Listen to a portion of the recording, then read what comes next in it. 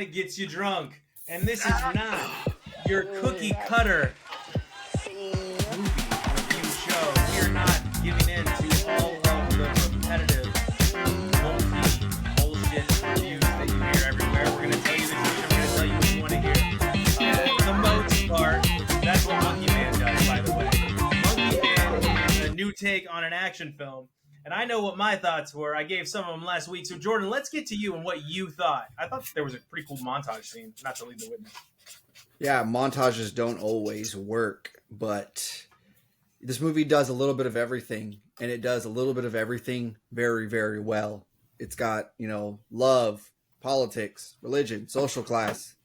It does incredible for the trans community internationally. Humor, culture, it's psychedelic, it's got all these different elements, it's very cerebral, but most of all, it's good old gory, beat 'em up, shoot 'em up action almost throughout the whole thing. Mm-hmm. It's tongue-in-cheek aware of the similarities with, John Wick and all that. It knows that people are going to go, oh, it's Indian guy John Wick. They know it. Tell John Wick. Yeah, exactly. I don't care how they do it. If they got to bring in a multiverse, whatever, but we need a John Wick monkeyman crossover. John Wick isn't really dead. We all know they're cooking up John Wick 5 somehow, some way. Let's get monkeyman and him together. Some of the camera stuff is a little too spastic for me. I say that a lot in some of these newer action movies and stuff. It's a little just too shaky, and they try to make it too much like the camera is involved in what there's jumping around and flipping and spinning, and I don't like all that. I get motion sick.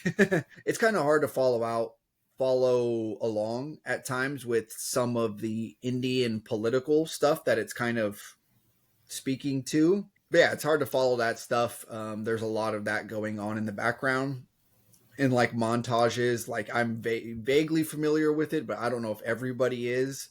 So some of that stuff's a little confusing, but it's not really that important.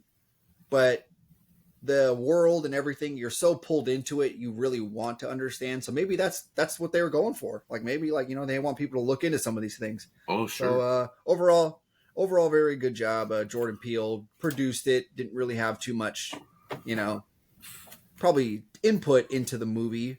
I heard the light story was that he really just put his name on it so that it would have a wider audience. Yeah. Like he brought it to Netflix or something. No. Charlton Copley, guy from like District 9, a lot of the Neil Blomkamp movies. He's great. He steals every scene he's in. I love him. I wish he was just in everything, honestly. And Dev Patel is just built like that. That's what we learned from this. He is a leading man. He's an action man. He can be whatever role he wants, he can do. Popcorn and 3 for me. Pop and 3, Jordan. Wow. I'm going to need you to step back from that ledge, my friend. I'm going to tell you how it's going to be. So with monkeyman, it is something that will just punch you in the face, punch you in the face, punch you in your face. And to his mom, he literally goes, I'll never let you go. And in those moments, there is a very, very gruesome, that was another Third Eye Blind reference, Josh. Yeah. But in that vein, there is a very gruesome murder scene with his mother, like very, very gruesome. So if that's something that can trigger you, you'll know it when you see it. I'm not spoiling anything. You watch it and you're like, oh, this person's about to get murdered as you're watching it. Am I frozen? No. Oh, okay. Is Jordan frozen? Jordan's chilling. Okay. Please continue. All right.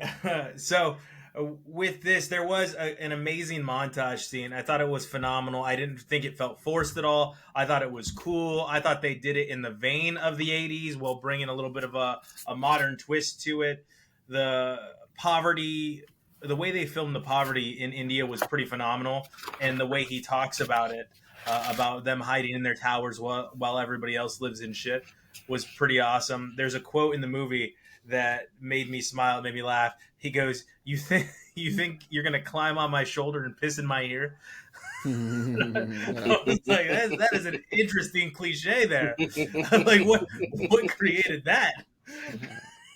And his quest to avenge his mother is very John Wick-esque, right? Like his quest to avenge the dog and the one thing that he had left of his wife, the black suit, very similar. You see that there is more to this group than the shaman that is really pulling the strings, and you know that from the beginning. Yeah. So for me, I think that this movie encompassed so many things in a way that didn't make it feel overloaded or forced, and it gave you a great film. And the Jordan Peele story is essentially he was trying to get it produced, and Jordan Peele was one of the people that he was reaching out to produce the film, right? So Gotcha. to get money. That's what a producer does. The producer gives money, or it's a lot different than in radio. So, and he's an executive producer, so he's really just giving money to the film. Right. And what it was Dev Patel sent him the film to get him to produce it for Netflix or for Amazon or for Hulu. And Jordan Peele watched it and said, "No, this is not going streaming. This is going right into the theaters. This movie is too good." Yeah, it's pretty close actually to the first fight scene. Scrawny boy. So for me, it is also in the vein that it was in A Pop and 3, which brings us to Small Soldiers. Yeah. And we got a little thread this episode. Kirsten Dunst and the dad that's the dad in everything, including Transformers. Kind of the same character. I guess he's been typecast. But Josh, let's swing it over to you because you didn't get a chance to see Monkeyman, but you saw Small Soldiers, so talk to me about it. Good movie. I was surprised at how well this thing held up, dude. I watched it as a kid, maybe a 12-year-old or so when it came out for me. Had it on VHS, watched it a lot. This movie holds up, dude, straight up. And did you notice that it's like one click of the dial away from being horror? Yeah, totally. Yeah, which is great. Yeah, I love that. I was wondering, like, why is this PG-13? Like, for real? PG-13? And maybe it isn't by today's standards. Maybe it is. But, like, yeah, it was 1 degree from being kind of scary, dude. When they're building the weapons of war and stuff. Anyway, just a few things. Yo, I was like, this might exist. We might have these somewhere. Like, these might be a real thing. This is a version of Skynet, which is a version of reality, etc. Anyway, the toys were awesome. I remember that even from back then. Like, those toys were so cool. How they're superposable, etc. But, like, the toys today kind of look like that, but not the same size. But the articulation, that didn't really exist back then. But then what I thought was justifiable was how they're $75 per toy. That makes sense. Why is it every movie like this is in like this picturesque New England town? That's just like or maybe like some kind of mountain cafe town. I don't know. Mountain cafe town. And I saw exactly what you were describing. You know, it's like Boulder, Colorado or whatever. Or just outside of Aspen, where the beer flows like wine. Little crick running in the background where you're having a Java or something. Yeah. A little crick. Yeah, they say crick up there. One thing that didn't age well was the old man driver delivery guy. His prediction of the corporations are taking over. Okay, correct so far. But then he said, and then it's goodbye microbreweries. He was wrong. The corporations just bought all the microbreweries and kept them open. That's what happened in real life. And the name. Yeah. I don't know how many Coors Anheuser-Busch owns. They own a lot of them. Last thing, a couple things. When they're making the weapons of war, why do they have so many wheels? They have a lot of access to a lot of, like, they made a lot of different vehicles. There's not that many wheels in one workshop. But, the movie holds up. I liked it. All the one-liners, there were so many that it was like, all right, fine, these are good. Kirsten Dunst, I remember being in love with her when I watched this, but I was 12, And lastly, the CG and puppetry, the way it blended, they didn't overuse it. Most of the time, it was like, I can't quite tell where the CG starts and the puppetry ends and all this, and it holds up even today because they blurred it just the right way. They shot it just the right way. They knew their limitations and they stayed within the confines. So the show is still pretty dang good. I give it a popcorn and 1 easy. Yeah, it's definitely cliche city. It is cliche, like all over. We just got to reference since HOA has taken off and just made everyone miserable. Like I just read a story the other day of a lady complaining about people cooking meat with their windows open because she's a vegan and she jogs at night. Eat a sugar frosted rock, you dickhead. Anyway, like seriously, human beings right now that think it's okay to tell other people. No, HOA is just there for trash and water and leave everyone alone. Where did this come from? So hold on, I'm getting there. I'm getting there. Sounds kind of personal. Let me go on my ride. I'm trying to go alongside the creek, and you're not letting me take my walk. I was in Vietnam. So then you have this scene in the backyard, and this scene was very triggering for me, where he's chopping down his tree, and it's in his actual yard, and he goes, I'll check the zoning laws, but I think you're going to find me in the right. Like, what? It's literally in his yard. It's not like hanging over his yard. He's reaching over his yard with a chainsaw to cut down a tree. Also, how nostalgic I get for paper tickets. The time when paper plane tickets were a thing. Mm-hmm. You were just SOL if you forgot that paper plane ticket at the house. Yeah.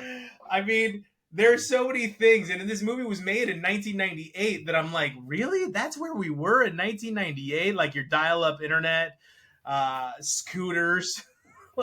Scooters. Not air in that scooter, though. I'm going to say this was the start, probably, of me, maybe, of me always being on the side of the beaten down or the bullied. This or Warriors of Virtue. I'd have to check which film came Warriors of Virtue! Wow, deep cut. So, never heard of it. Yeah, you will soon. But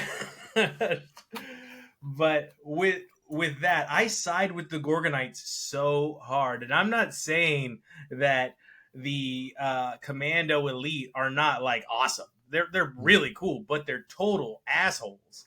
Like the whole time, they're just big jerks. I didn't read that. How about they turn his fibia into an ear of corn?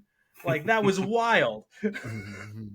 Now the boyfriend, lots of stereotypical 90s thing. Kirsten Dunst's boyfriend, but she's flirting with the kind of rebel kid who is nothing like what I would picture a rebel kid looks like. Like he doesn't look like Matthew Lillard, but he did his best in the film, and you gotta love that the boyfriend runs away. They drug the parents, which is just a trip. But for me, it was very nostalgic. Josh, you're right. Pop One Easy, fun watch. I think it holds up, to be honest. I do. I do think it holds up. Yeah. And speaking of Kirsten Dunst and the main guy, did you notice like their dialogue and the way they delivered? Like these are two adults. Like these are not 14-year-old kids. Yeah. Like they're so smooth and charismatic, both of them. Anyway. Also, can we really quick, Jordan, before you go? Yeah. What the hell band did he put in his ears to show frustration? Because he put in like the Dave Matthews Band soundtrack in his ears when like he laid down, and I was like, "What? That's your frustrated music? That's your I'm angry music?" You got your chain. I was so confused. Big puffy headphones. Go ahead, Jordan. Yeah, it's a popcorn in one for me as well. Popcorn one across the board. Yeah, this is an Elon Musk wet dream here. This movie. This is something like I wouldn't be surprised that he has little small soldiers walking around his house compound thing. It's a pretty stacked B-list cast. Yeah, movie. Dude. You know, David Cross. David Cross, bunch of SNL former people, comedians and all that. Dennis Leary playing the corporate guy. Yeah, really good. Really good at playing an his asshole. Speech. Always. Yeah. Always. I loved his speech, Major Chip Hazard, where he's just throwing out a bunch of like war movie quotes that just out of context make no sense. It's pretty hilarious. And like you said, the horror element, it's like when they're making the Barbies, dude, hella terrifying when they're like swarming them in the bedroom, but it's always mixed with some element of humor, like just the lines that the Barbies are saying. By the way, super like sexist, like this is what we think women would say. You know what I mean? Like it's just a little, but it's funny. It's of its time. That's for sure. Yeah. Sometimes the effects look really good. Sometimes they look really bad. I didn't mind him up till close. the lightning, man. To be honest, like when we had like the fake lightning in the room when they're creating the Barbies, that was the only bad CGI for me. Well, Everything else I felt like was ahead of when its they get the time. close-ups on them and stuff, sometimes it's a little but it's not bad enough to where it like really takes you out of like, oh my god. No, it's just enough where like, oh yeah, there it is. That's not a big deal. Yeah. A really bad, really bad one was the Vespa jump. Yeah. They like floated into a perfect glide and just landed that thing. Yeah. It was, and everything else explodes. I was like, oh my god. They got like 5 guys in green suits to carry the Vespa, and they blanked them out or something. Exactly. That was really bad. And I think this could really be redone and be redone very well. Yeah. I would like to see that. It's a short and entertaining movie. So yeah, check that out. I think already got the theme, man. How do we get kids to buy toys again? They're in their iPads and their video games. How do we get kids to buy toys again? Boom. Boom, did it. It's on HBO Max right now. So yeah, check that out. Small Soldiers. It's Top 1. It's on Max. Yeah, thank you, Josh. Max. All right. Well, Josh, you watched a film that has been recently greenlit to have a sequel this week. Come on. Really? Well, that was your reaction, audience, and now he's going to give it to you. My first note, so glad there won't be a sequel. Like, no joke. Self-contained movie. God! All right, so I watched The Accountant with Ben Affleck.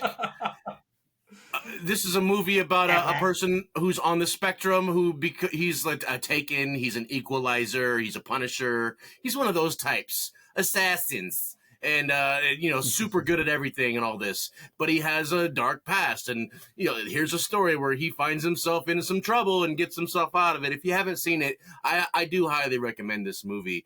Ben Affleck, whether you think he's good at actor or not, he does nail it once in a while. And he nails it here. I love how they make his character, every aspect of his character is affected by that, but he has coping mechanisms and he has routines and he has procedures and everything is just laid out really nice. I love how the movie is about him and you like unfold him as you're unfolding the story and it all goes together in such a nice way.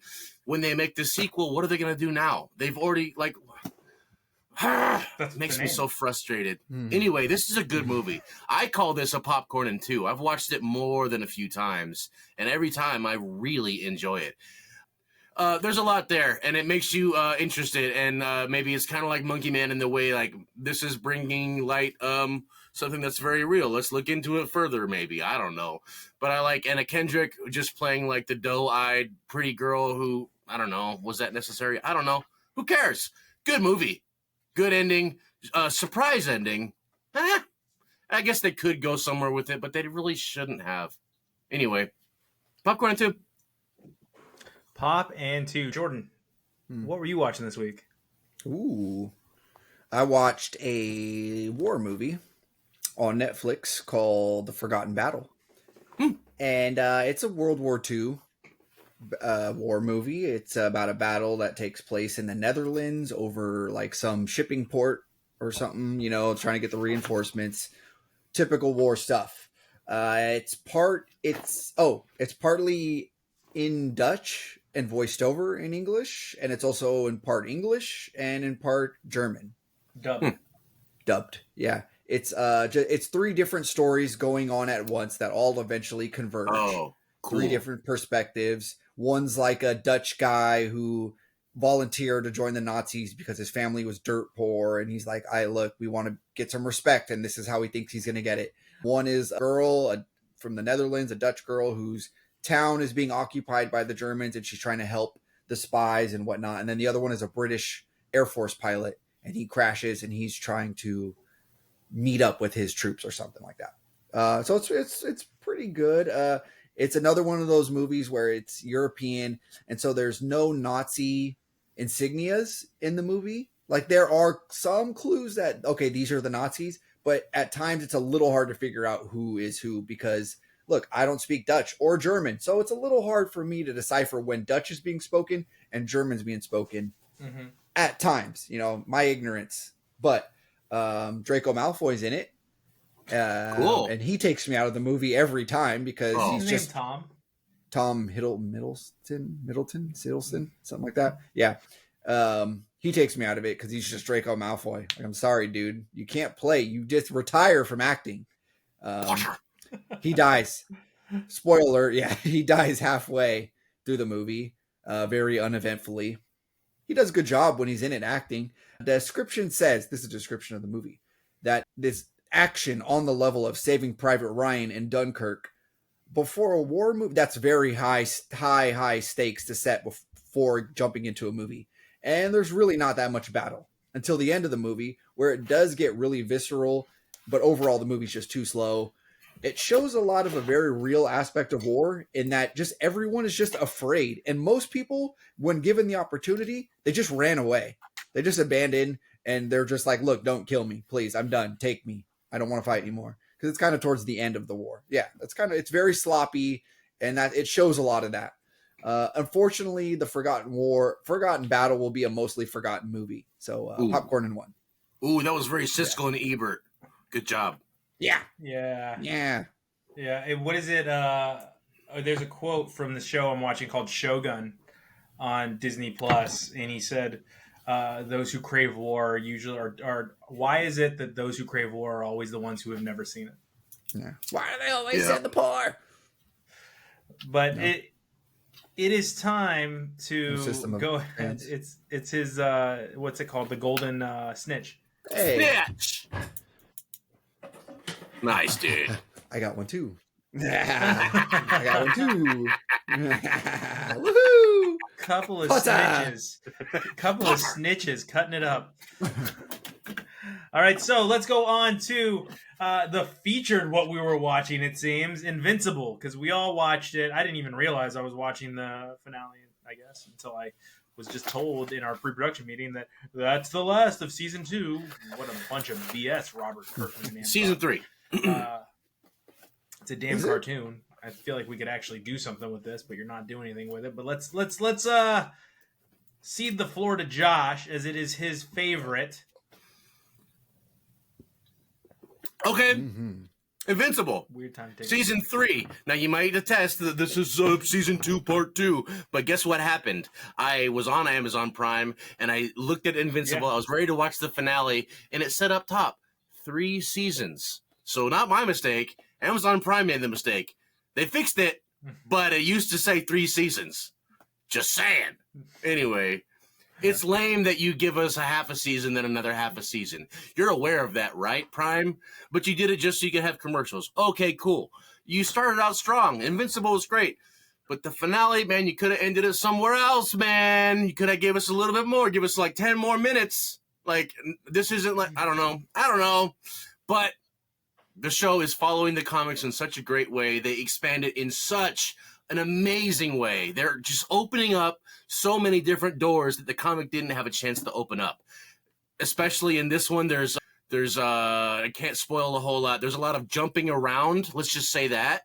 And there's a lot of cameos. And they're like really funny, great cameos. And there's a lot of extremeness. There's a lot of gore that was like unexpected. Like, oh, we've already seen a lot of gore, but this was a level of gore, not because it was over the top, but just the impact of it was like, oh, great voice acting, great story progression, good animation where it counts, great jokes where they were there. Alan the Alien remains the best. He's going to remain the best for quite a while, guys. And I can't wait for 2027 when season 3 comes out. Popcorn in 3. Jordan, go ahead. Yeah, good stuff throughout this whole season. Mostly, I really liked in the second half that the whole meta scene where he's at like the Comic-Con with his girlfriend, and there's the seance, the dog creator, and he's talking about, he actually exposes the different ways that they get away with animation tricks. Like, oh, they're here. We're not going to show the bottom half of the face. So that I thought that was just really, really cool. They did that. It's like, oh, I bet you'll watch the rest of this. You'll go back and watch this season a little closer now. And then I really did. From there on out, I was like looking for this stuff. It was pretty cool. I love Alan the alien is back and beefed up.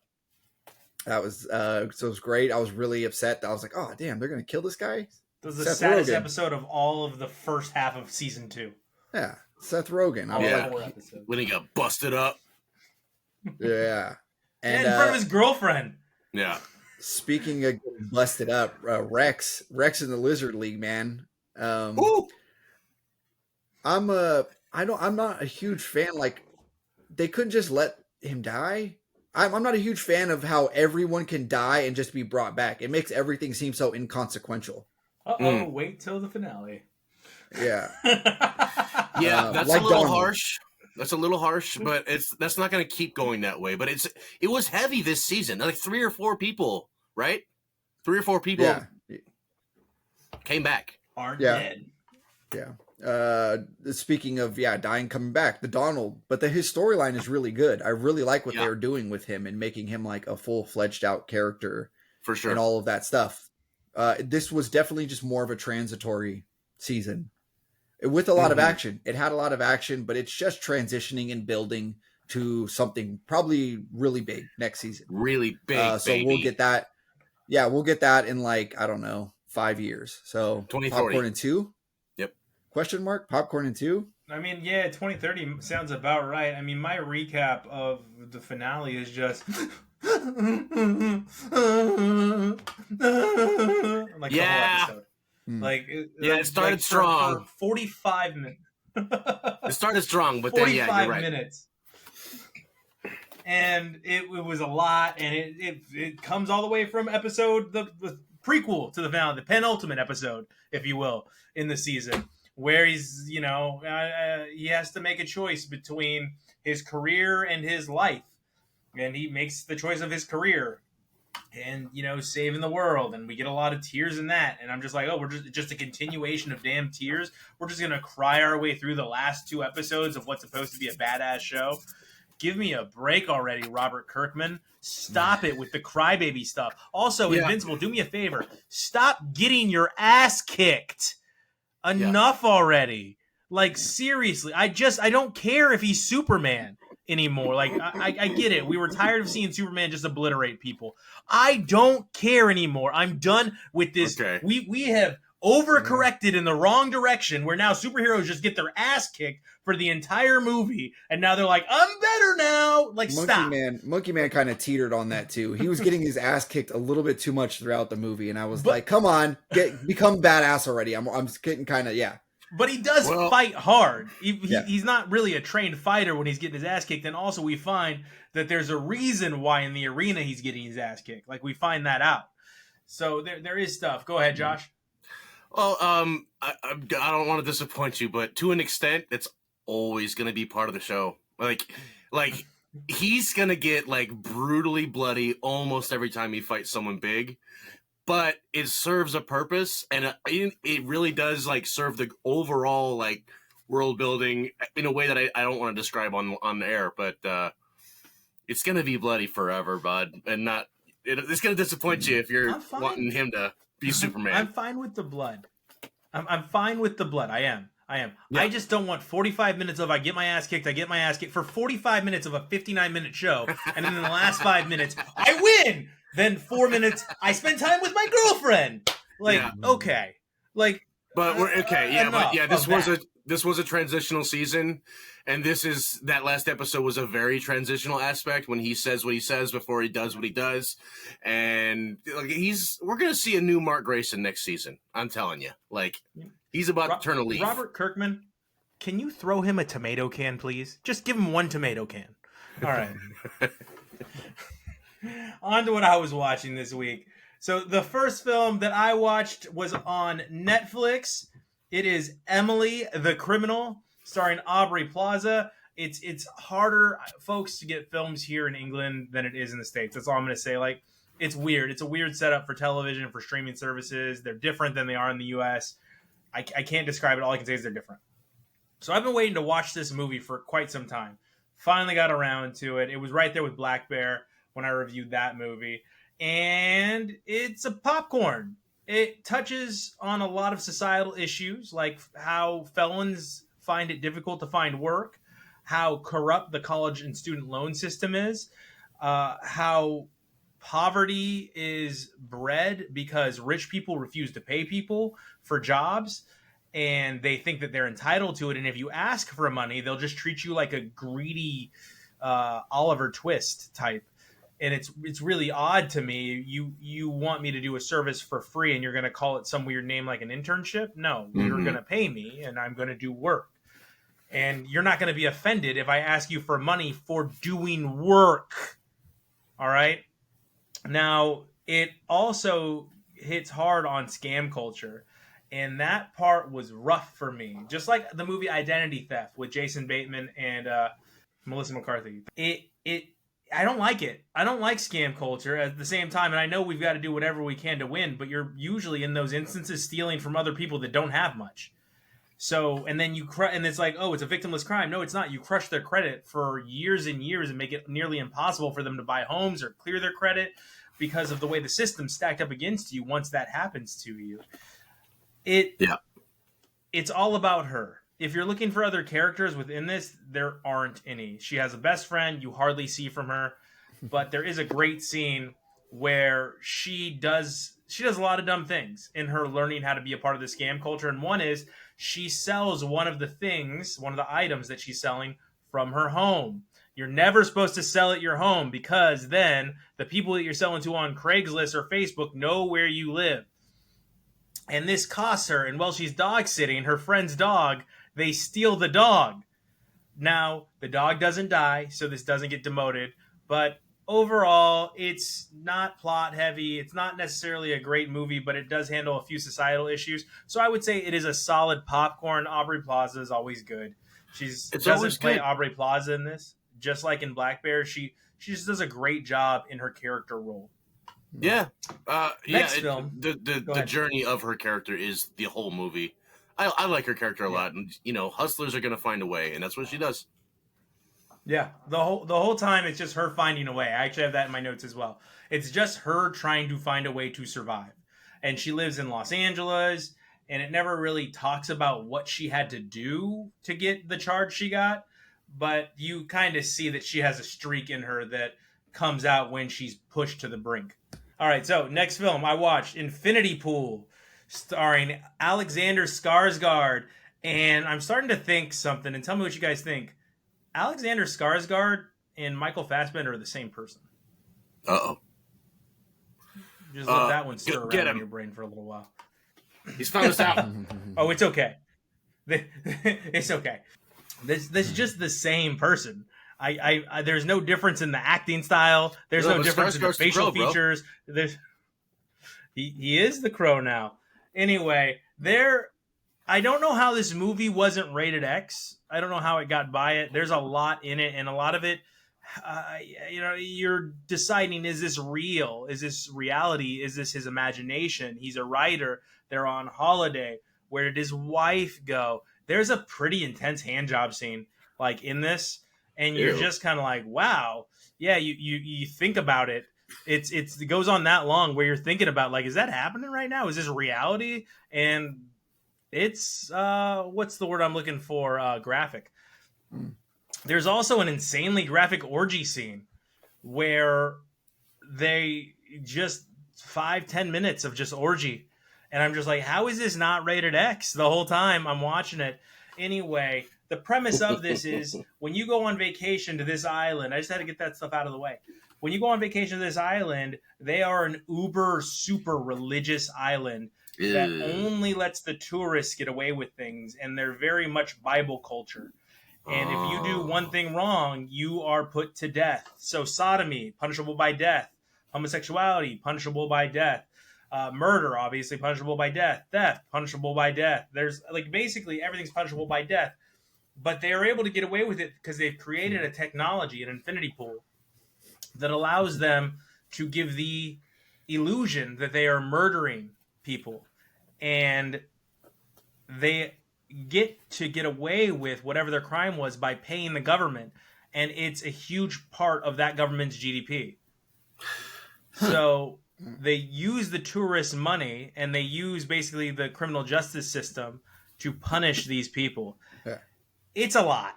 It's a lot. It's again a popcorn, but there are so many things here at play. Lots of themes, like his wife essentially is supporting him through everything. He's only written one book. His book was very poorly reviewed when he wrote it. Somebody, like one of the reviews was, somebody should inform him that he's not an actual author. and it's a lot of that. And what would you do if you could get away with anything? Really, they explore that a little bit. Would you go on just a spree of crimes? Would you murder people? Would you rob? All of that is brought to question. Like, would you do these things? And then you're left wondering, was this a fever dream or was this real? And what other places are just taking advantage of handouts? You know, what we don't know. I don't know. So it's a popcorn. I think it was billed as a horror movie, but it's more of a suspense thriller, if that makes sense. Now we have Ford versus Ferrari. This was everything that Ferrari with Adam Driver wished it was. This was actually, I watched this as, I'm not going to like this. I'm just going to put it on in the background. And I got into it. I was like, wow, this is a good movie. This is entertaining. Christian Bale is fantastic. Matt Damon is fantastic. It's the scramble to save the Ford Motor Company as Chevy's really taken off and passing it by as far as sales are concerned. Ford is falling behind. And the CEO of Ford is Henry Ford's son, so Henry Ford II. And there's a scene where Ferrari just refuses to deal with Ford and says, your company's disgusting, you're disgusting, all the executives are sons of whores, and just goes in on them as they're in the building.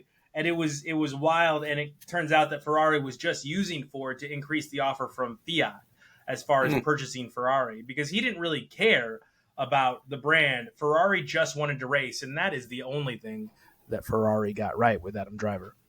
Now, so in this interaction where Ferrari just demeans everyone and says that Henry Ford II is just a bigger, fatter, dumber version of his father, that he is in fact not Henry Ford, you get a war because Ford has money.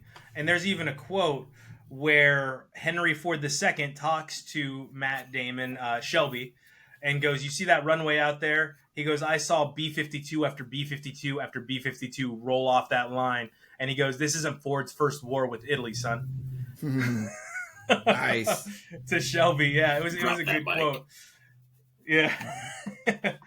And he goes on a spending spree, Henry Ford II, to really just beat Ferrari at his own game, which is that race, the European race that goes to, the 3-day race? Le Mans? That goes for 72 hours straight.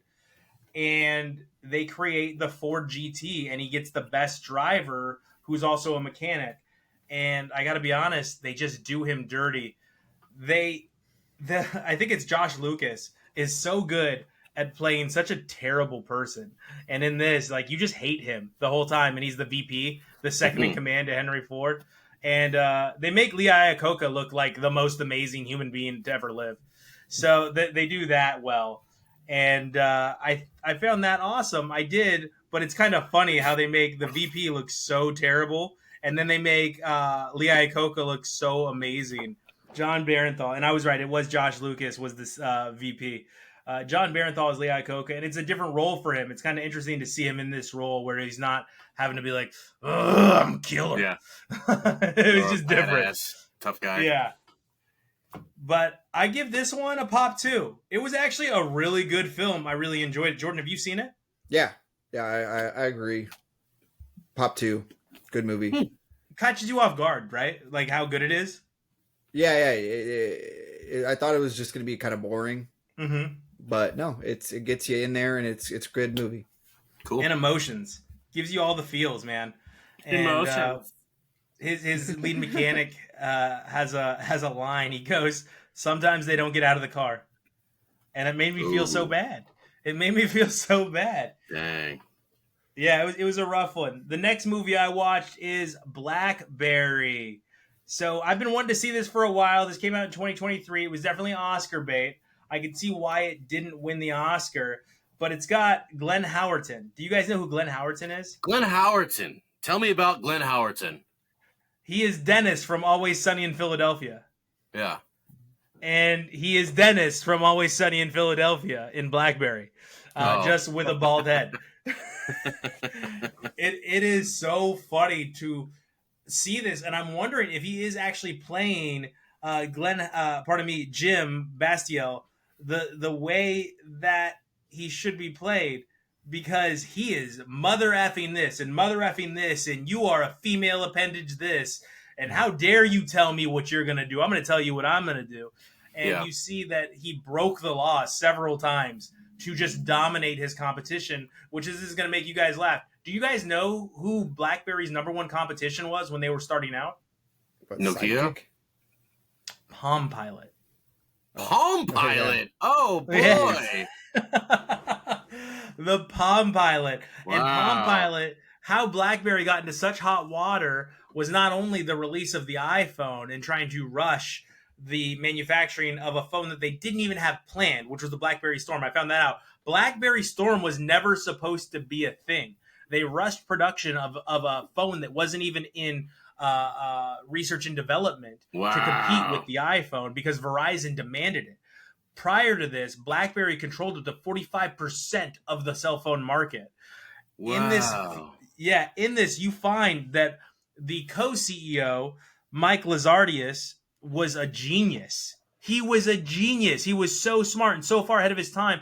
And really, he created the smartphone with BlackBerry. And he created it because there wasn't enough bandwidth. There was a bandwidth problem in the ability to send emails to and fro. He created the text message over data. He created the text message over data as opposed to using your bandwidth. So, saved us all tons of money. And it used to be BlackBerry to BlackBerry, right? He created the ability to have hundreds of thousands of phones on a network by utilizing each phone as an independent modem. He was just insanely smart, and it's sad what happened to him, because it appears like he needed Jim Balasiel. I'm saying it wrong. He needed him as the co-CEO because he had that that chutzpah to like really just pound other people into submission. In fact, those two together are the reason why they were able to create a juggernaut in Verizon. But it's funny because a Canadian company could have been Verizon if they had just listened to this pitch. And you find out how Jim screwed it up from the jump by not listening to the sales pitch, because how Jim became the CEO of BlackBerry was he kicked the BlackBerry pitch out of his office, the smartphone. He kicked them out of his office so he could pitch something else, gets fired pitching the other thing, and then goes to them to be their CEO. Yeah, it's a sad story, the story of BlackBerry. It is entertaining, but it's dialogue. I give it a pop 1, but it was a fun movie. And it's just interesting to see Jay Baruchel in a different role as well. Not playing the quirky love interest, funny guy on the side that gets high. All right, the last film I'm going to do, Zone of Interest. This is another one I've been waiting to do for a long time. It is set during the Holocaust era, just outside of Auschwitz. A family that runs the prison, runs the internment camp, not prison, sorry, let me correct my verbiage there.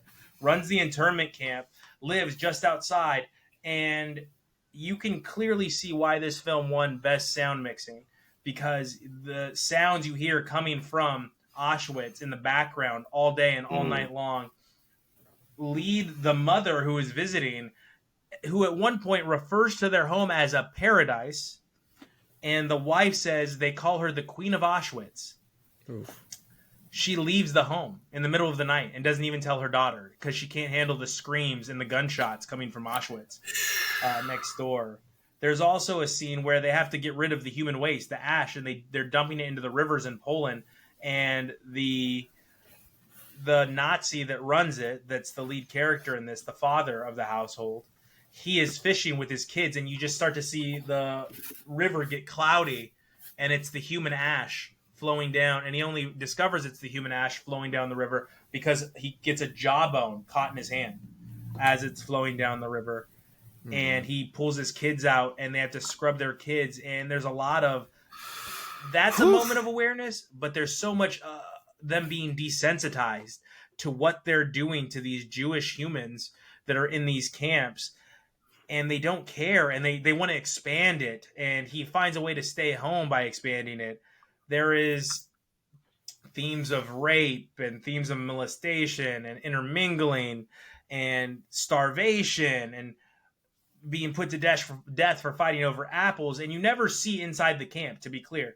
They do it all with the sounds. They do it all with the filming. Wow. And the way they film at night, you could tell they're filming at night outside because they use a night vision infrared camera to shoot these shots, which is very interesting. It does fade to modern day briefly to show you what we've turned these things into. But the scene that was, I think, the grossest to me was them discussing how to make the gas chambers more efficient by creating 2 chambers. And while one is cooling off, they could fit 500 to 700, and he corrects him to say mostly 500 people into the other chamber while the other chamber cools off. And then as that chamber cools, they can gas the other people. And that happens right. It catches you really eerie right off the bat. So for me, again, very dialogue heavy film, but pop 2 if you can stomach it. I want to watch that. All right. So now on to happier things. We got to clear this up. And I'm thinking, you guys aren't huge baseball fans, but I used to be a huge baseball fan. I used to love baseball. And there are just games that leave our purview. And this is one. So, Josh, what's the scorecard at now? Oh, the scorecard here, I'm showing you have 10.5 points. Jordan here has 15.5. And I have 18. So I'm losing or winning. All right. Well, in honor of MLB opening week, we are going to be watching Charlie Sheen's Major League. I haven't seen it. You have not seen it? Wild thing. I'm not seeing it. Nope. Dun-dun-dun-dun-dun. That's a great pick, sir. So this is on. Yeah, thank you, sir. It's gonna be fun. It's gonna be fun for you to watch, Jordan. Okay, cool. It is available on Max, so you guys are gonna be able to join us, watch it for free. I think it's gonna be a fun film for everyone. And then our butter on top, Jordan. Yeah, Jesse Plemons asks, "What kind of American are you?" Civil War. Civil War. Person Dunst. Well, everyone, this was a fun show. Thank you so much for watching and listening every week. Jordan, where can they reach us? On the X at Popcorn and Beer. We'll see you at the movies. As always, you get the popcorn, and we got the beer.